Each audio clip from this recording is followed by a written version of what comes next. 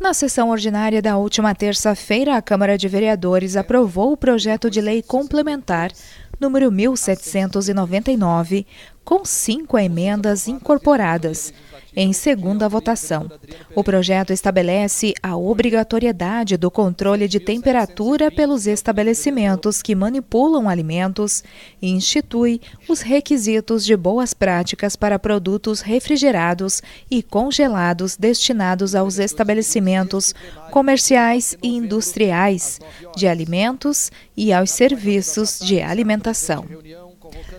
Nos pronunciamentos, o presidente da Câmara destacou o andamento do programa Blumenau Sem Pichação e agradeceu o apoio de instituições envolvidas. Fiz menção das várias entidades, inclusive da Polícia Militar, que foi a primeira entidade que procurei, que criou um WhatsApp para denúncia. Falei também da depredação que continua acontecendo na nossa cidade, inclusive na rua Humberto de Campos, alguns abrigos de ônibus que mal foram inaugurados, infelizmente já foram atingidos aí por esse pessoal que continua depredando o patrimônio público. Então é importante nós nos unirmos contra a pichação, mudando esse cenário que hoje é triste, que fica deixando a nossa cidade muito feia. Eu acredito que com planejamento, com a união da população e com as entidades, Câmara Municipal, Executivo e todos os órgãos do Executivo, nós vamos mudar esse cenário. O vereador Adriano Pereira destacou o incômodo que os ônibus da Blue Mob causam quando estão estacionados nas ruas da cidade. Pediu solução para o assunto. Também destacou a situação de várias famílias indígenas que estão na cidade.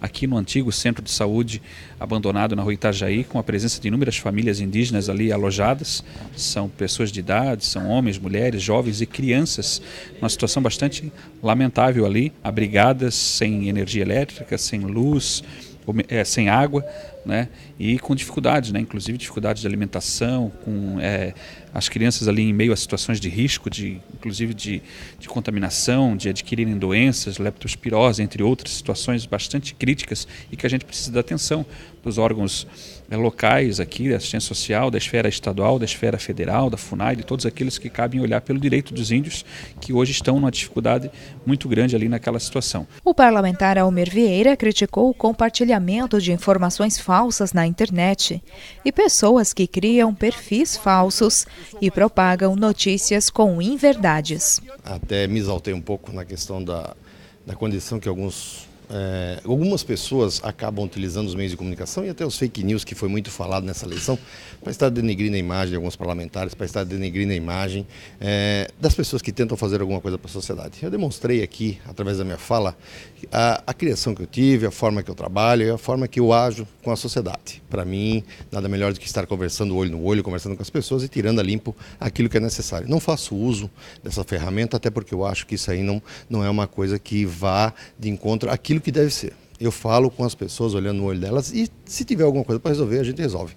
Da mesma forma, eu falei para aqueles que têm alguma dúvida quanto à minha conduta, que venham ao meu gabinete e venham conversar comigo, que com certeza estarei pronto para poder estar sanando todas as dúvidas. O vereador Ricardo Alba falou sobre os problemas financeiros na área de esportes da cidade. Ressaltou a importância dos atletas e que é preocupante a redução de recursos. A necessidade de olharmos com atenção para o esporte da nossa cidade. Não pode haver prejuízo para os atletas e para os técnicos aqui do nosso município. Não pode haver redução ou extinção do Bolsa Atleta. Se tem que se fazer uma suplementação orçamentária, o Executivo tem que encontrar um meio para que se atenda à necessidade dos nossos atletas, que inclusive vem trazendo resultados importantes para o município, a nível de estado e a nível de Brasil. Ganhamos os Jogos Abertos. Então, se desde 2013 o orçamento para o esporte é o mesmo, está na hora de reavaliar e injetar um pouco mais de recursos na mão do secretário de Esportes para expandir um pouco esse orçamento.